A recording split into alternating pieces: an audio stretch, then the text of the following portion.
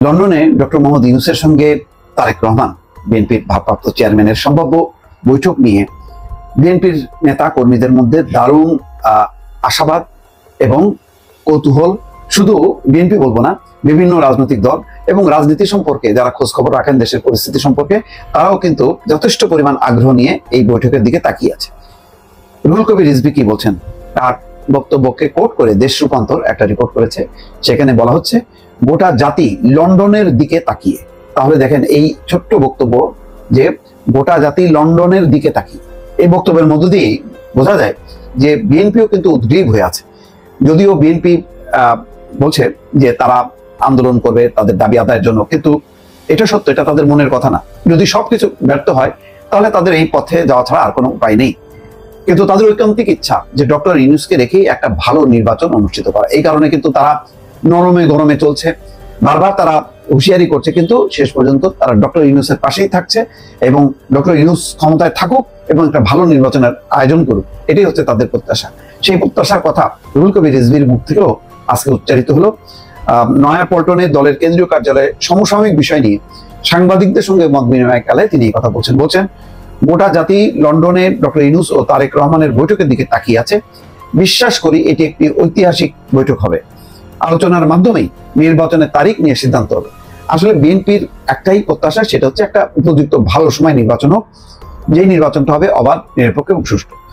তারা বারবার বলছেন যে সংস্কার নিয়ে তাদের আপত্তি নেই, বিচার নিয়েও আপত্তি নেই, কিন্তু সংস্কারের প্রশ্নে সার্বিক যে ঐক্যমত সেটা হবে না।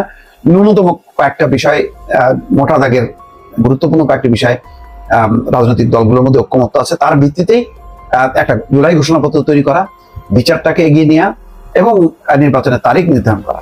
এপ্রিল মাসের ব্যাপারে তাদের ঘোর আপত্তি, এবং এটা শুধু বিএনপি না, বিএনপির বাইরেও অনেকেই বলছেন এপ্রিল মাস নির্বাচনের সময় হতে পারে না।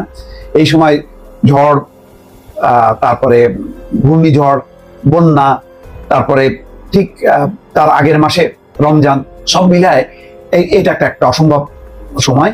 যেটা দেখা গেল যে উপদেষ্টা পরিষদের কয়েকজন সদস্য তারা বারবার চেষ্টা করেছে ডক্টর মোহাম্মদ ইউনূস জাতির উদ্দেশ্যে ভাষণে যাতে এপ্রিলের বদলে ফেব্রুয়ারি মাস ঘোষণা করেন, কিন্তু শেষ পর্যন্ত এপ্রিল মাস ঘোষিত হলো।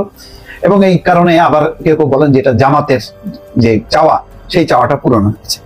সবকিছু মিলিয়ে বিএনপি যে রিয়াকশন দিয়েছে, এবং তারপরই লন্ডনে ডক্টর মোহাম্মদ ইউনূসের পূর্ব নির্ধারিত যে সফর, সেই সফরে কাকতালীয় ভাবে বিএনপির ভারপ্রাপ্ত চেয়ারম্যান তারেক রহমান যেহেতু লন্ডনে বসবাস করেন, সেই লন্ডনে সেই বৈঠকটি হবার একটা খুবই সম্ভাবনা আছে, যেখানে এই বৈঠকটি হবার নেপথ্যে কাজ করেছেন বেগম খালেদা জিয়া, বিএনপির চেয়ারম্যান।